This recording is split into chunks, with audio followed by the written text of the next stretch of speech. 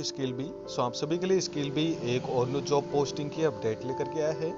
HVAC technician पद के लिए वैकेंसीज रखी गई हैं। Multifix general maintenance and building contracting LLC company की तरफ से वैकेंसीज है।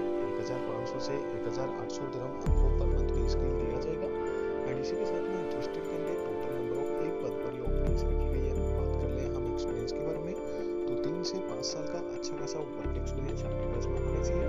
नॉलेज होनी चाहिए आपको रिलेटेड फील्ड से। जॉब लोकेशन आपकी अबू धाबी रहेगी।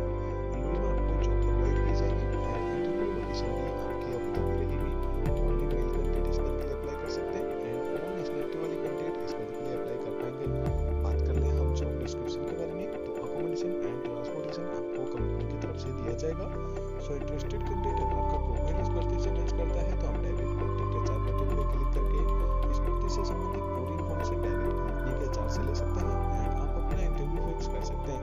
सो अगर आपका प्रोफाइल इस भर्ती से मैच करता है तो आप इस भर्ती के लिए अप्लाई जरूर करें। अच्छी खासी salary and all other benefits आपको कंपनी की तरफ से प्रोवाइड किए जाएंगे।